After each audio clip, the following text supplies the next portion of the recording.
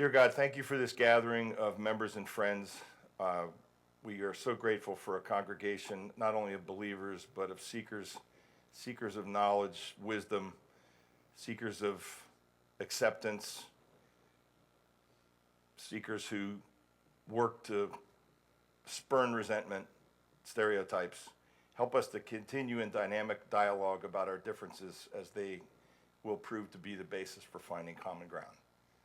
These things we ask in Jesus' name, amen. Okay, so last week, I will say this, I touched on the kind of the geopolitical environment about the time of Jesus, primarily Rome. There's a map, and there are two maps I'm going to show you today, one from last week and one from today. I promise next week I'll hand them out. Also, this nifty denomination chart that somebody at the University of Texas created. Yeah, you're going to get a copy of this. I didn't want to give this to you before I got into the denominations, though. You know, there are some secrets in here. Here we are, us Presbyterians over here. And then here's the rest. And again, interestingly, I wish I had a pointer. If you could see the map at the top, and I wish I could enlarge this thing. I don't think I can. It doesn't work like my computer at work. But as I said last week, as you can well imagine, broken into the number of believers per denomination. We can all guess what the biggest one is because it's in Latin America, parts of Canada, Africa. It's Catholicism. We Protestants are in the green. You see us. Interestingly, Central and South Africa. We had a classmate from Malawi at Princeton Seminary, so I understand although he's a professor at Colgate now. And then the rest, you've got the Eastern branch of the Catholic Church. I'll hand that out probably next week. So while I focused last week on, forgot, we didn't have another quiz today. Okay, Rob Thomas is here today, so I expect that raises the ante in terms of the difficulty of the quiz. So first question. Logos is a bookstore on 1505 New York Avenue in Manhattan. A Greek meaning word, philosophical concept of universal reason, basic to all existence, subject to the teachings of Heraclitus, and central to Stoicism. Is it A, B, C, or all of the above? It's all the above. It is. We'll get to that. We're going to focus a lot on that today. Next question. Greco-Roman is a lizard featured in an insurance advertisement. A character in the 1987 movie Wall Street played by Michael Douglas. Or a term for the blending and influence of cultures, arts, literature, philosophy, teachings, and traditions of the Greek and Roman empires. Is it A, B, or C? I'll bet it's C. It is. Greco-Roman, some of the more modern is a weird term, but some of the later authors instead of Greco, refer to it as the Hellenistic Roman period, which we're going to focus on today. My favorite question, look closely at the picture. Philo of Alexandria was a Jewish thinker in the first century who taught that the only way to real existence was to admit that a person is nothing without the help of God, who's the source of freedom, reason, logos again, and consciousness, A. Or B, like Leonardo da Vinci was ahead of his time and conceptualized and wore the first football helmet. Or it's an extinct yeast-based dough invented by the Greeks in Alexander. Now, a little play on words there for you chefs. All right. It's obviously A. I'm going to, not to get, who said D? Ann? Oh, C. Okay. Well, heck with your divinity school degree. Not to give away sort of the climax of today's class. Sorry, it seemed like it to me at 1 o'clock this morning. Philo is a really key figure in the turn of the BC to AD theological and philosophical world. What's interesting is all the historians and theologians, they refer to Philo as a thinker. It's always a Jewish thinker. He's not a Jewish philosopher. He's not a Jewish theologian. There's a term that some people refer to the theology and teachings of Jesus called syncretism. Syncretism refers to the ability to take ideas from various places, various maybe religions, philosophies, just thought, and blend them in a way that they make a heck of a lot of sense altogether. Jesus, in some theologians' mind, was the great syncretist. We'll get to this today. I think Philo himself, when he lived, remember, it's 1st century BC. I think his lifespan was like 52 BC to 40-something AD. So he's right in the wheelhouse of all the influence of Roman and Hellenistic geopolitical phenomenon, philosophy, art, literature, to the transition into Jesus teaching and post-Jesus Christianity. Jewish, right? Which, of course, that's the other religion that we talk about in that period. So we'll get to him. Now, this map that I enlarged, that Ed liked and I like, just to recap this a little bit. This is the Roman territory of Augustus, and Augustus, as you may remember, was the one who inherited the empire after all the brouhaha with fill in the blank for me, Rob Thomas. Who was killed? Who took the asp in Egypt? Mark Antony. Yeah, Mark Antony and Cleopatra. The Egyptian navy was destroyed by the Romans, and so this is in that period up to about 200 AD. And as we said before, the most important concept initially here is that you've got these main provinces, the purple being the area that's controlled really by the elite in the Roman Empire. These imperial provinces, orange, that are appointed positions of people, again, stature to run these. And then you have the green, the principal client states, of which Judea, as we talked about, it was one here. A little aside about Judea. Let me see if I can remember this. So, the history of the Israelites, they're in Egypt, as we know. They're thrown out, or excuse me, they escape Red Sea. They survive Passover. And from the time they get out of Egypt, they're basically in what's called the diaspora. The diaspora is the area outside of what we call modern-day Israel, or the temple. The temple was everything to the Israelites. Central to religion, culture, civic life, government. And so over the period after Egypt, they live in the diaspora, predominantly in Babylonia, modern-day Mesopotamia, Iran, Iraq. The twist that I want to mention today, which I found very interesting, it was Cyrus the Great of the Persian Empire. Well, first off, the Babylonian Empire didn't last all that long in comparison to other empires of the way centuries. When Cyrus of Persia essentially took over that portion of the world, one of the first things he did was to free the Jews who were captive to the Babylonians.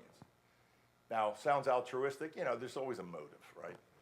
His big concern was so many, I think the number might have been 60,000, which back then was probably significantly great in terms of a per capita. But his primary motivation was to release them into the economy so that they could assume positions in finance, business, retail, if you want to call it that, and become consumers. But what have you, they were freed from Babylon and migrated throughout parts of the Roman Empire. Important to that, to me, and I was talking to Rob Thomas about this the other night, is as the Jews, the Israelites were captive in Babylon, and again, that's east of this map. If you know your geography, think of to the southeast of what I showed you is Judea. You've got modern-day Saudi Arabia, and then to the east, if you go far enough east, you're going to get Afghanistan. You see Syria, north of Judea, and then east parts you're going to get to Iran, Iraq, Afghanistan. But that captivity in Babylon exposed the Israelites to significant Eastern religion and thought. One of the main ones I talked about last week was Zoroastrianism, which I'm fascinated with because it is one of the early forms of monotheism, one of the early theologies that taught that there's a heaven and hell. Whether it predates the time of Moses or contemporaneous, who knows? I'm not sure it matters. Same God as far as I'm concerned. But obviously influential, not only in theological sense, but in the philosophical and worldview sense. It's hard to escape the idea that the diaspora Israelites were affected by the culture in Babylon and Zoroastrianism as they were exposed to it. Now, Ed, last week after we talked, he and I talked briefly about something that's really important to today's discussion, and that is, okay, you got this pretty darn big empire. Like, we don't have planes, trains, and automobiles, right? You're talking about as far west as what's now modern-day France, and as far east as the Carpathians. Is that right, Rob? Turkey, along the Black Sea over there. Yeah, the Caucasus, not the Carpathians. So, and then south to North Africa. Easy in modern times. For anybody who's taken a little boat and cruised around the Mediterranean, it's a lot smaller than it looks on a map. But back then, believe it or not, here are the trade routes, all right? About AD, this is a little after Christ, 100 years or so it's not entirely chronologically accurate as far as our discussion goes. But these didn't change all that much. The only major difference, if you see the subtlety, is you see the extent of the empire under Augustus, which was roughly to about 100 AD. At 200, you see Britain is now encompassed as part of the Roman Empire. Hadrian's Wall, right? Or is it Hadrian's Wall that's in England? Yeah. Well, that's all part of the Roman Empire. So how did these people get around? Well, not planes, trains, automobiles, camels, oxen, carts, foot. You can see to the east, again, I wish I had a pointer where the Caucasus are. There's a little note that that's the way to India, modern-day China. So at the time of the Roman Empire then, it wasn't insular. Well, it was in a sense because of the way they treated themselves imperially and in terms of their hierarchy of the world order. But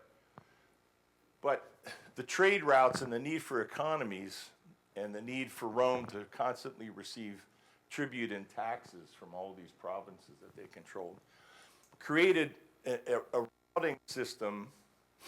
And what's neat, this morning I took this map very, very unscientifically, inaccurately.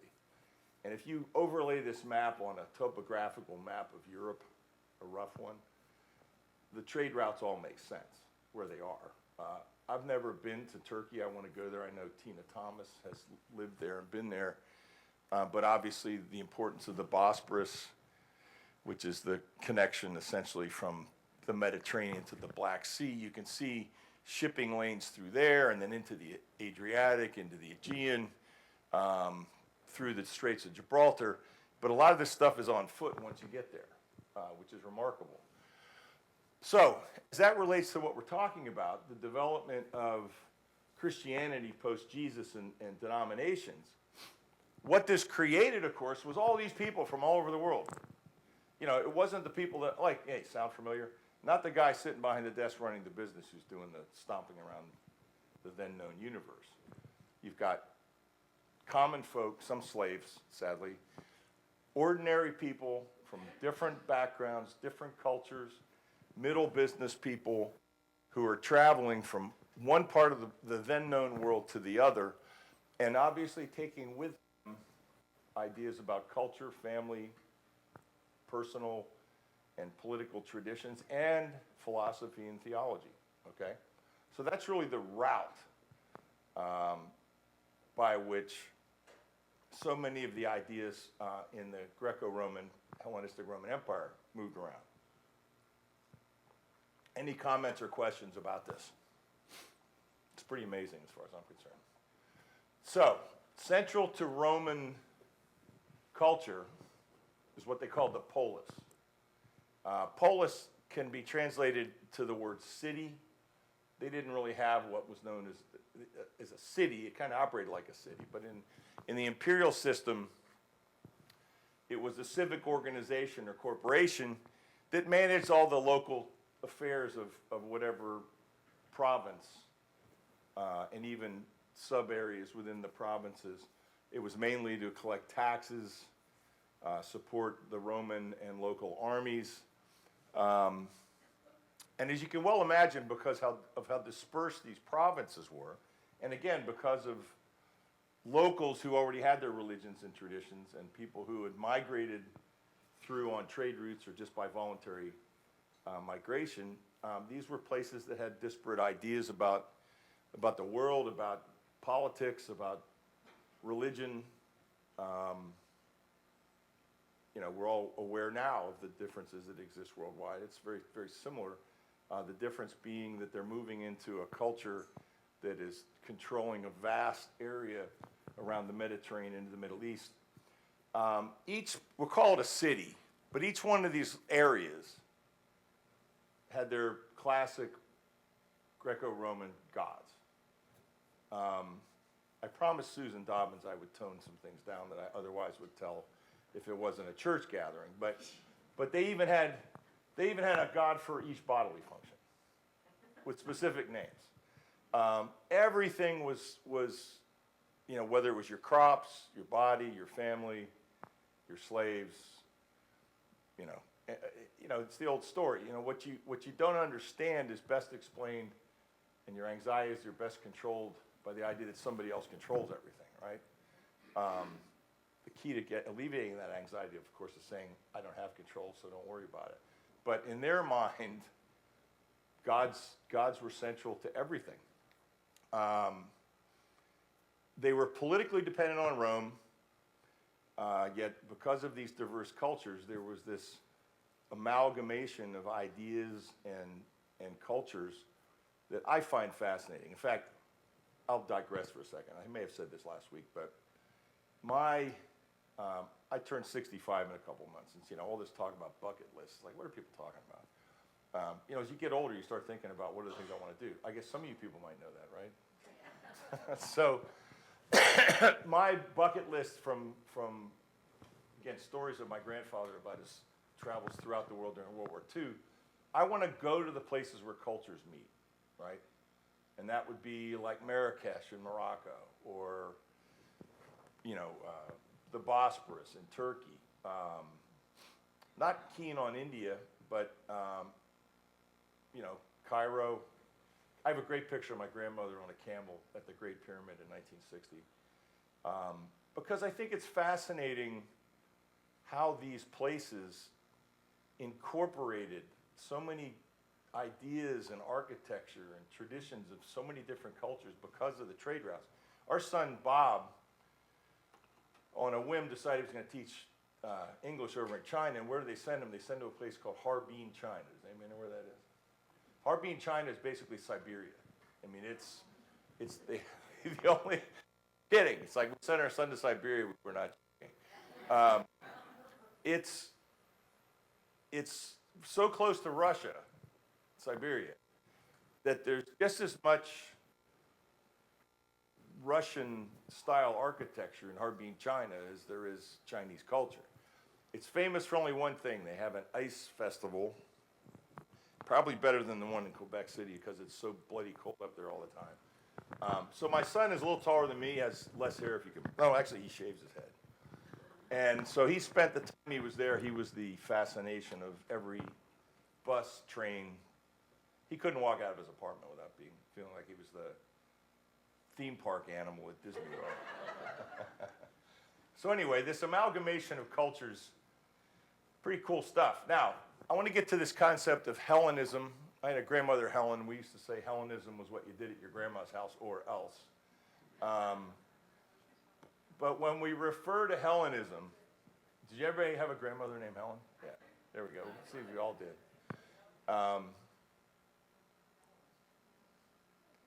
So when we refer to this, the reference is mainly initially to the Greek culture that spread due to the conquests of Alexander the Great. The conquests, I guess, to me, have always been best identified with the fact that little town in Egypt back then was called Alexandria, right? One of the Alexandrian conquests. This is way back in the 300s BC that this all happened. But the things that resulted in the Roman world, which post-dated the Alexander the Great conquest, are things like by 50 AD, most of the educated folk in the West are speaking Greek. We took the language I talked to you about last week where we were prostrate on the floor if we see someone else who survived it. That's Koine Greek. It's Greek. It's ancient Greek. It's a commonly spoken Greek. The Greek New Testament that we studied is in Koine, Koina. Is that right, Ann? Greek. She got the A, so she should know, right?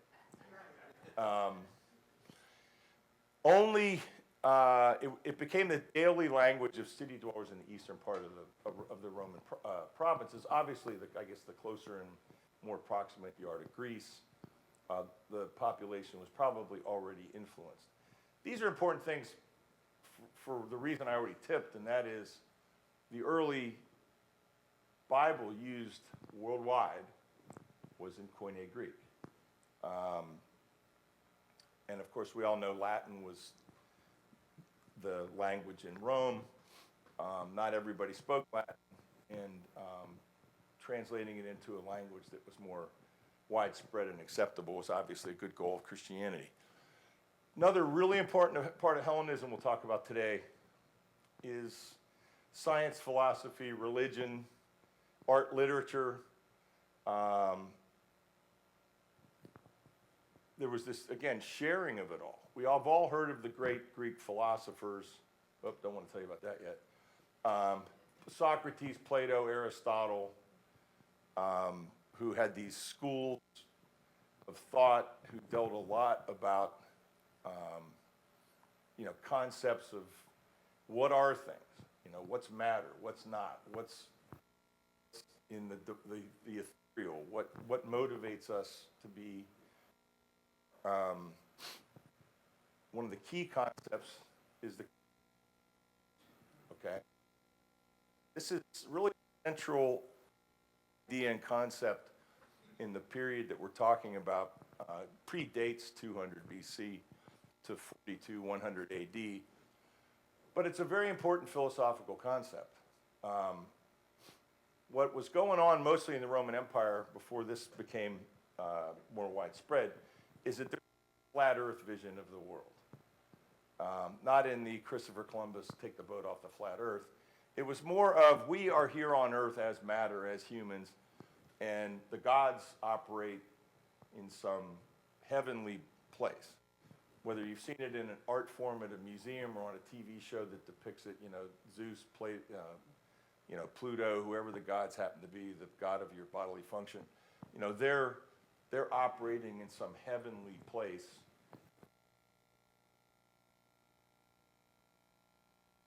Not so much science, but through a lot of philosophical dialogue and thinking in the Greek tradition, and frankly, because right people realize, hey, the Earth, it might be round, and hey, there are these things floating around in the sky. They're there all the time, probably planets. Developed the idea that we're here. We're kind of it's an Earth central idea. We're the center of all things, but there's a soul. Okay, there's a living thing out there that's orderly and is like a divine mind that inhabits us. It inhabits Earth. It inhabits the gods. It inhabits the heaven sphere. Cosmos is the word that probably is most widely used. We think of the cosmos as something that you saw on the Carl Sagan show. More of a philosophical, soon-to-be theological concept that there is something greater than us that motivates everything. I think in AA they call it the higher power. That would be a real common vernacular way to put it to words. Now, in Rome, in the time right before Christ, there were really three main schools of thought, religions, if you want to call them. There was what Williston Walker, in the History of the Christian Church, it's a great book, what he calls the traditional religions. These are the religions of the communities in the Roman Empire. And again, I'm not being cynical about this. You know, there's that chicken and egg issue of who comes up with the religious, theological, philosophical theory for what purpose. I obviously believe Christ was the revelation of God. But if you're a political or social leader, boy, it's really convenient if you have a religious concept in your community about how everything works, right? The gods who run the taxes, the gods that run the societies, the organizations, the labor groups. The traditional religions were very much politically motivated. Obviously, traditions rooted in the old concept of the multi-gods, the Zeuses, the Platos, etc. Well, I was talking to Rob about this the other night. Eventually, the emperors co-opt this whole concept. It's already something that guides politics and economy and commerce. And I think it was, somebody correct me if I'm wrong, Caligula. Scary name. We all have heard of Caligula. But I think Caligula might have been one of the early Roman emperors who thought, hey, I like this traditional religious idea to the point where I think I'm divine, you know? Heck with this operates everything else but me. And we all know that started a real trend in history now, didn't it? We talked about Henry VIII last week. The concept of the ordination of a leader or a emperor or a king by God is, hey, I think it might be rooted in our Constitution somewhere. Jefferson wrote some interesting essays about it. It's not a strong point in any democracy that your leader isn't ordained by God. Back then, of course, they held all the power, they held all the money, they controlled the armies. And so that concept of emperor worship grew out of this traditional public religion. The other one that was common that I find really fascinating, no pejorative intended, I call it the Nancy Reagan religion because we've got astrology thrown in there, but it's the mystery and nature cults. So you've got the leaders propagating these ideas about why we have gods and a religious ideology that oversees everything that's publicly necessary. So what's the common folk do? You know, they're living the hand-mouth life, going to work, growing the crops, kids dying of diseases. You know, it's a rough life. Well, what winds up happening is the ordinary culture, again, co-opting some of these God ideas, and some of the Babylonian stuff that migrated its way in the direction of the Roman Empire, they start these mystery and nature cults. I was going to do a little piece on Mother God. One of the oldest religions, theologies, is a woman, the Mother God, that had many followers back then. It was a nature-based concept. You think it's tough to get into Oakmont with a $100,000, entry fee. Well, if you were a man and you entered the Mother God cult, you had to give up a few other things that made money look easy. But all kinds of weird, hyper-emotional, ritualistic, orgiastic, pleasure-based, mystical cults were prevalent in this time period. Used charms, spells, amulets, reading the stars with astrology. I yellow highlighted the why popular because this kind of strikes a modern day nerve to me. Not judgmental, just a nerve. But, there was an initiation, right? So it's like you're going to be part of the club. I told you last week one of the things I liked about Jim Charlesworth's writings about Qumran and John the Baptist is that he felt John the Baptist was not a part of the Essene Qumran community because he didn't like the idea that once you remember, you really thought you were better than all the other people. He operated with the same ideas and concepts outside of the general community. But you have to be initiated into this. And then there's this big emotional stuff that goes on. Maybe one of the reasons why they did castrate men in the mother cult, you know. It was this hyped up sense of wonder, emotion, that led to the gratitude of these gods, and ultimately led to a sense of immortality, some kind of fellowship with these gods. Sounds creepy to me. You know, that idea of what's a spiritual experience and what's an emotional experience, and are properly in coexistence. You know, that's an interesting topic in and of itself.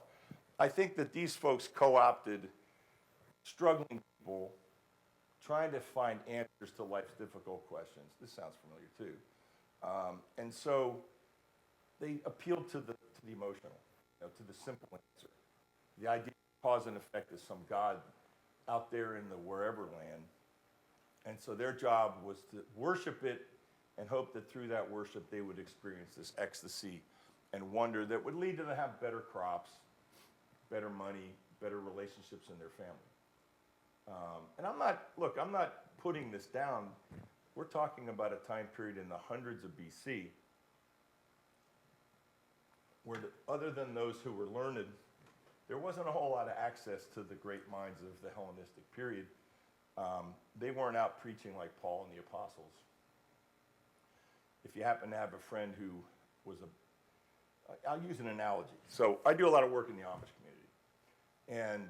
And that community is just like our community. Every person, every personality, every level of intellectualism, spiritualism, diversity, difference that exists in our culture exists up there. One of our best friends is a genius. He would be an architect or an engineer if he was in our community, but you can't go to school past 8th grade. You know,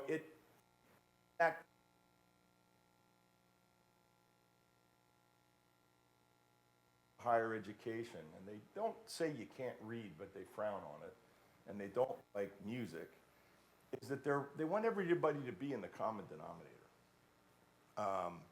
There are leaders, obviously bishops, and there are people, our friend has been on the school board because Pennsylvania law requires them to have a school board. But a lot of what they do is an outgrowth of being in this insular community, and I don't mean that in a negative sense. I have the doctrine, the confession of faith that they use, and I'll bring it next week maybe. But it's some 13th century European confession. Again, a culture that to me has a lot to do with the outgrowth of wanting to be insular, wanting to stay the same. Doesn't expose itself much to outside ideas. This is a common thing here, but here it had to do with the fact that some of these people didn't speak the language that the educated people spoke. They couldn't read. They didn't have the preachers, teachers coming into their community. I'm saying that because it's easy to judge this as, whoa, that's wacko. But you know, there was a conceptual concept of God that grew out of it. The third, so we've got the two main schools of thought, religion, so to speak, during this Hellenistic, Roman Hellenistic period. These traditional religions that were somewhat co-opted by the powers that be. You've got these nature cults that were common among the common folk. And then enter the philosophical wisdom of this period. We're not talking about the philosophical academic concerned with answers about the abstract question. Kiddingly, because if a tree falls in the forest, it doesn't make, nobody's there, doesn't make a noise. That's one we lawyers like when the client comes in and asks, is it legal for me to do this? There were, a lot of that going on in Greece with Aristotle, Plato, some of the great thinkers. They had students and proteges, and they'd sit around and think about stuff. Great thing to do. The Hellenistic philosophical ideas that I'm talking about are really interesting. One of them, get back to this cosmos. We talked about cosmos as this divine power that is the soul of all entities. I think it was Plato who divided things into matter and energy and And it's all designed to understand what is the place of this force, this being, this power, this wisdom among us human beings. Those who followed those schools time period from about 400 BC into the hundreds of AD after Christ, they used their understanding and their thoughts to achieve a way of life. I mean, it wasn't good enough to just think about this stuff. The real issue was, okay, we're thinking about this stuff. How does it affect us? And how should we change our approach to our life, our family, the gods, as a result of that? As I show here, the origins are 400 BC, but again, this philosophical, religious, Hellenistic concept and schools of thought, they pervade this area into the hundreds AD. I think Marcus Aurelius comes to mind, like in 142 AD, is still concerned with these issues of cosmos and understanding what way of life is appropriate. The outgrowths of this whole quest for understanding of the cosmos are, I think, best articulated in three ways. One is this Epicureanism. If you're an Epicure now, what are you? Somebody who likes food or likes to cook? Right, yeah, okay.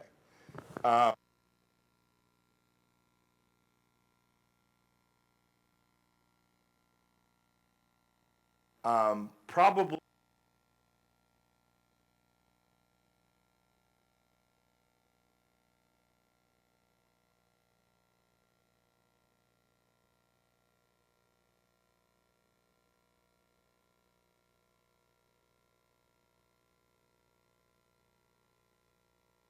good. Who doesn't?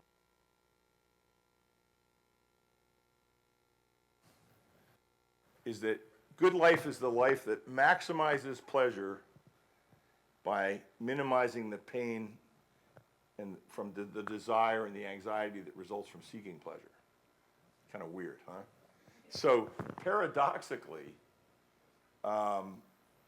putting pleasure as the highest goal, but a lifestyle that teaches you not to seek it, right? Great pleasure is attained by a life of quiet retirement, some of us out there might understand, and restraint, self-control. So that is something that Paul actually writes directly writes about in that we'll get to in the fourth week. But Epicurus had a profound influence on the philosophies and teaching from 300 BC into the 100 of AD period. The interesting philosophy, the most interesting of these philosophies to me is Stoicism. Now again, we think of Stoics. What's a Stoic? He sits off in the corner and just contemplates his navel. Zeno was one of the early Stoics in the 200s of BC. As I said, Marcus Aurelius, I think, was a Stoic, and I think he's in the 140s to 180 BC, perhaps, or AD. But what Stoicism was a philosophy that taught that the cosmos, basically that power, force, higher power, divine, I'm not going to call it God yet, is comprised of two kinds of things. The stuff. Stuff is actually a loose translation of the Greek word. And then the spirit or breath that transfuses and forms matter, causing it to cohere. So there's all this stuff, things, animals, plants, land, but those are just kind of independent zombies without the pneuma. Pneuma obviously is a word, pneumothorax, pneumonia, means air, breath, which is what it means in Greek. And also in the conceptual word of Stoicism, there's a spirit concept to it, right? And so Zeno and then a whole group of Stoic philosophers after him had the belief and the idea that this cosmos is really the thing out there that's motivating everything and that's acting as a force in all of our lives. I find this very interesting as a Christian. You're talking about these things existing.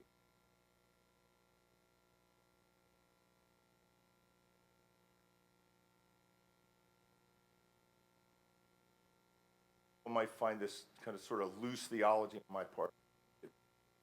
Remember, Jesus didn't start preaching until what, age 30 or so? And he hung out with all kinds of people before.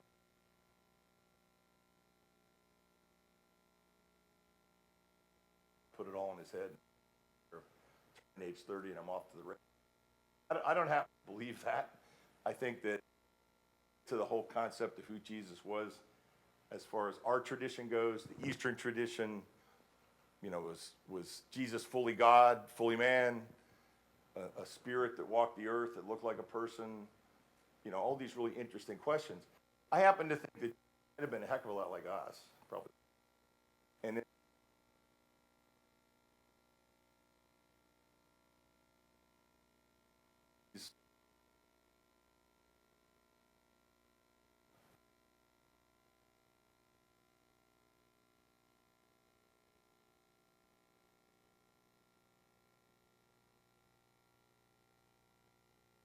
the teaching of Jesus relates to this stuff. Everybody with me on this? Nobody's being offended, I hope. We good? A couple more things, then we're going to get out of here.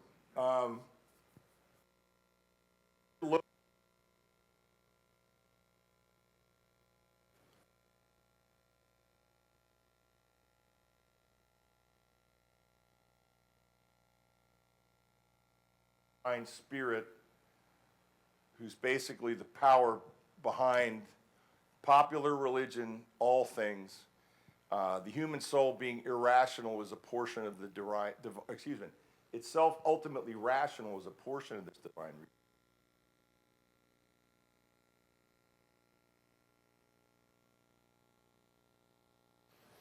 That the good for humans consists in their being fully what they are, living and acting according to their interior nature and identity, which is logos. Stated simply, go with what you got. Where does happiness lie? It lies in who you are, where you came from, what your strengths are, what your weaknesses are. There's a concept of hell on earth that I think is on the wrong path, not read the road signs correctly, and try to do things good, bad, or otherwise that they're not made for. I'll reveal my theology about that later, but I don't think God's a puppet master. I think God detours and follow the signs in the streets and avoid the hazards of Christian life, and it's probably maybe an Epicurean style life. Maybe it's a pleasureful one. That's the logos concept. Last but not least, and I'll get you out of here, we're going to get to the football helmet guy. Another amazing person. So he's a Jewish thinker. I use that word because that's what all the historians call him. Prolific writer. Again, he taught the only way to have real existence was to admit that a person is nothing without God. Remember, he grew up in the Jewish God.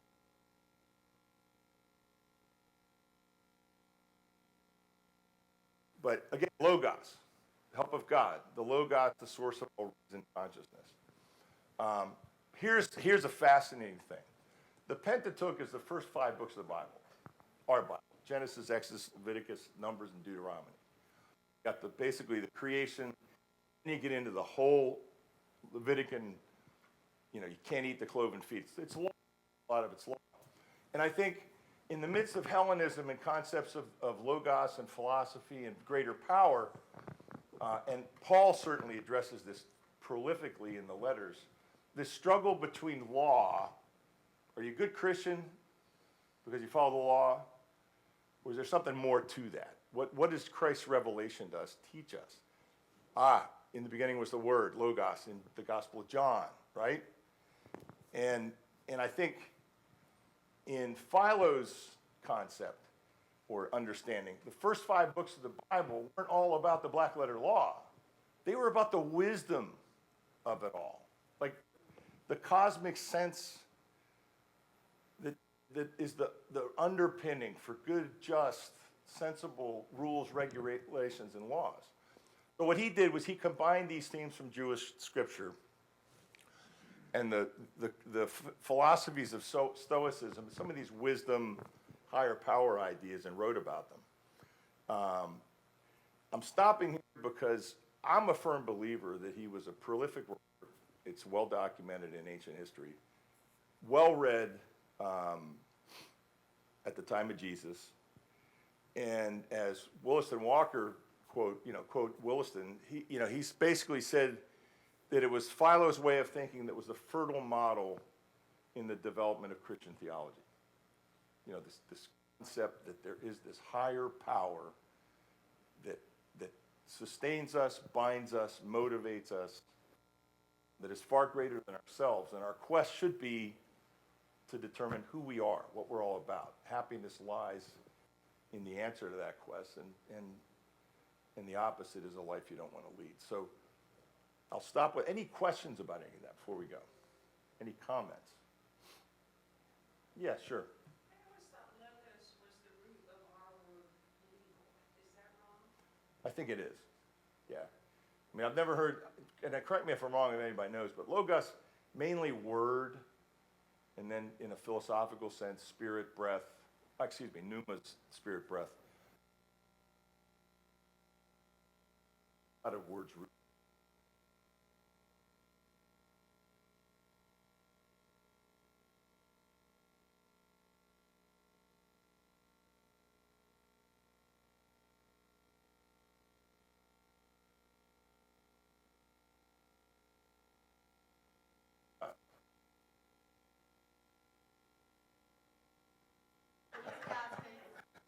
Yeah, we'll be taking a collection. If you want a gold leaf, we can do that too.